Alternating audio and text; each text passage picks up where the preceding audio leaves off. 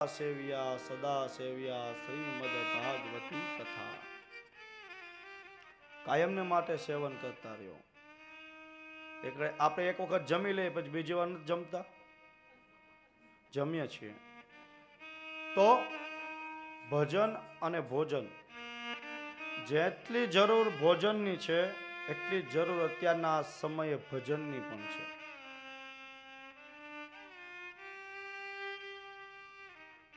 આ સત્સંગ આપણા જીવનની અંદર ખૂબ જરૂરી હોય છે.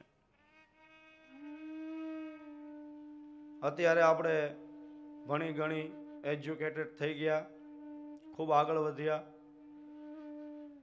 જમીન ઉપર ચાલવા માટે મોટર કાર બનાવી, દરિયામાં ચાલવા માટે આપણે સબમરીનો ને ક્રૂઝ ને એવું બનાવ્યું, હોડીઓ બનાવી. દરિયાની અંદર ચાલવા માટે સબમરીનો બનાવી. આકાશમાં ઉડવા માટે જે છે વિમાનો બનાવ્યા. પણ માણસ પૃથ્વી ઉપર સરખો ચાલી શકતો ટકરાયા કરે.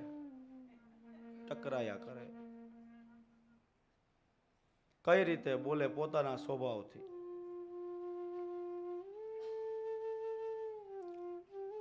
અને એ સ્વભાવ વિવેક વાળો ક્યારે બને? જ્યારે જીવનમાં સત્સંગ હોય, ભજન હોય ત્યારે. જીવનની અંદર બહુ ક્રોધ ન કરવો.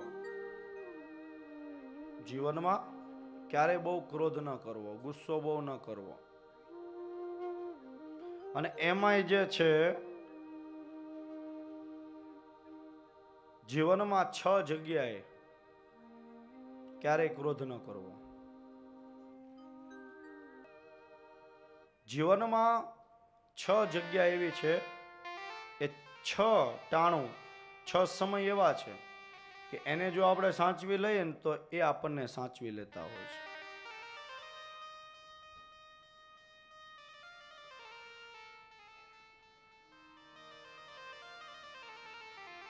કથાઓ છે ને એ 2 પદ્ધતિથી થતી હોય છે, વ્યાસ પદ્ધતિ અને નારદ પદ્ધતિ.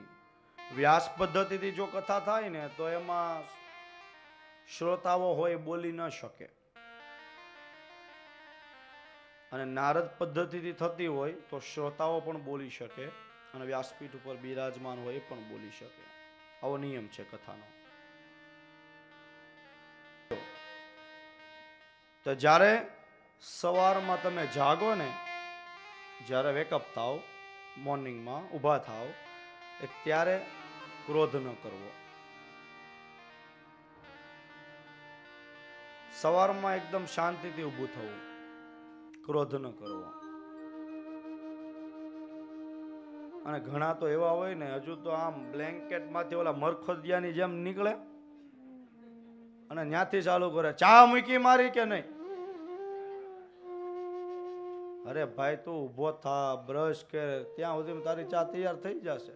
પણ નહીં, એક તો ભાઈ 9, 10, 11 ઊભો થતો હોય, એમાં આમ બ્લેન્કેટ માંથી આમ ઓલું કેમ ઉંદેડો દર માંથી નીકળતો હોય.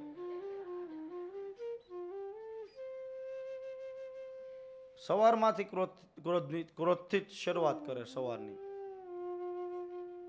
સવારમાં ક્યારેય ક્રોધ ન કરવો. ત્યાર પછી જ્યારે તમે તૈયાર થઈ ઓફિસે કે ખેતરે કે પોતપોતાના કાર્યક્ષેત્રે જવા માટે નીકળતા હો, ત્યારે ક્રોધ ન કરવો. આ સમય ખૂબ મહત્વનો હોય છે. આ સમયને પણ સાચવો. જ્યારે ઘરેથી તમે નીકળો ને ત્યારે હસતા મોઢે નીકળવું, હસતા હસતા જવું, ક્રોધ કરતા કરતા ન જવું.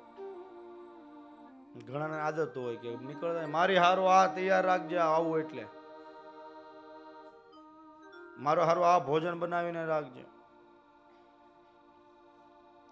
પોતાના કાર્યક્ષેત્રે તમે જતા હો અને ત્યારે ક્રોધ ન કરવો. ત્યાર પછી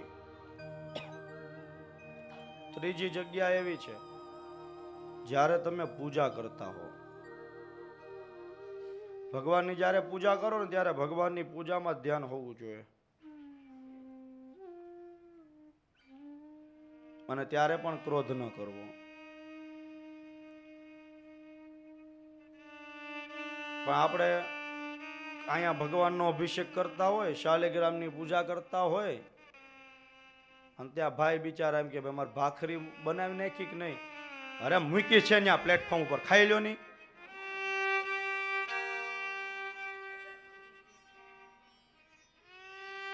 અહીંયા શાલિગ્રામ ઉપર અભિષેક ચાલુ હોય, ઓલો ભાઈ પ્રેમથી પૂછે મારે ભાખરી બનાવી, ત્યાં પ્લેટફોર્મ ઉપર છે, લઈ લ્યો ની. એટલું ન કરી શકો?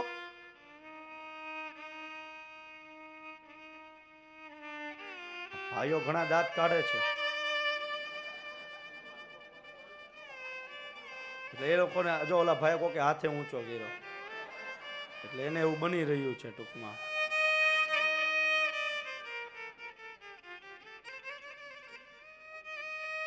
તો સાહેબ, સવારમાં જ્યારે જાગો ત્યારે, જ્યારે આપણા ઓફિસે જતા નીકળતા હોય, કાર્યક્ષેત્રે જતા હોય ત્યારે, અને ત્રીજું જ્યારે ભગવાનની પૂજા કરતા હોય ત્યારે.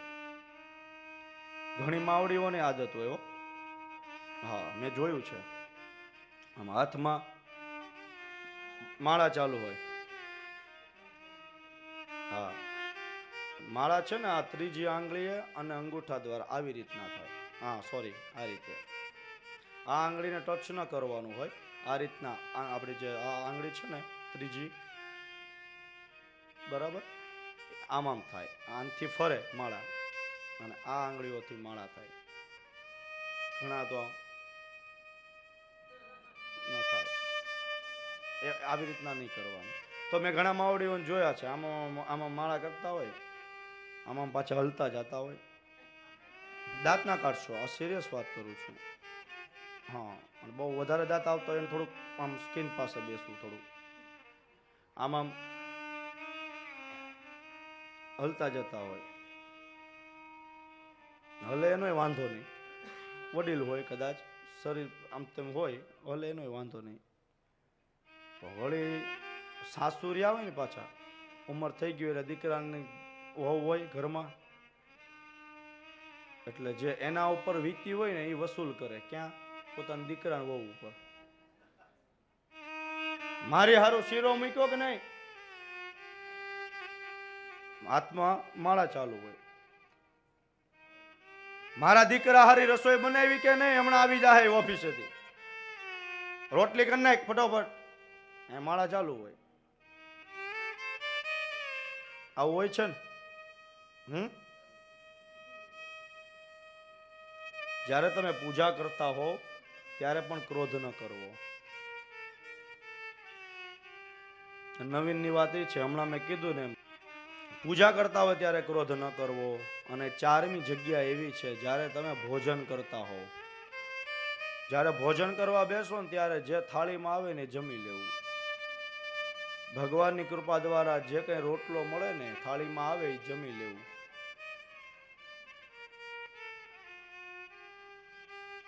કારણ કે આપણે સૌ જમવા માટે, ખાવા માટે નથી જીવતા, જીવવા માટે ખાતા હોઈએ છીએ. તો ભોજન કરતી વેળાએ જે કઈ થાળીમાં આવે જમી લેવું.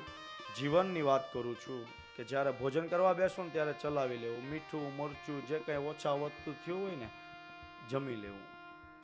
જમવા માટે થઈને ઘરમાં ખોટો ક્રોધ ન કરવો.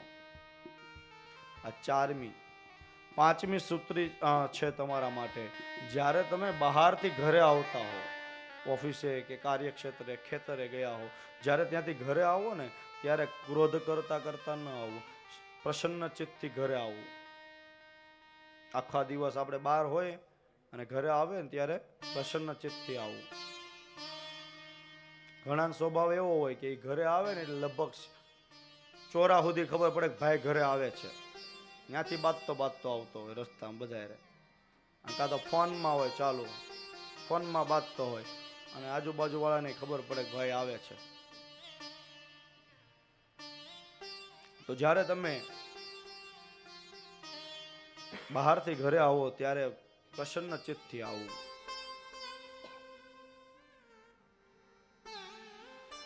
ત્યાર પછી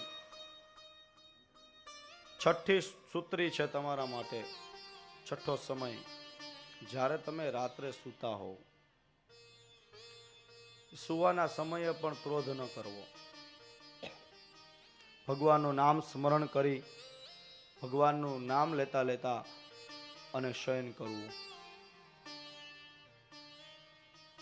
આ 6 જગ્યા, આ 6 સમય એવા છે કે એને તમે સંભાળી લેશો ને તો એ 6 સમય તમને સંભાળી લેશે જીવનમાં.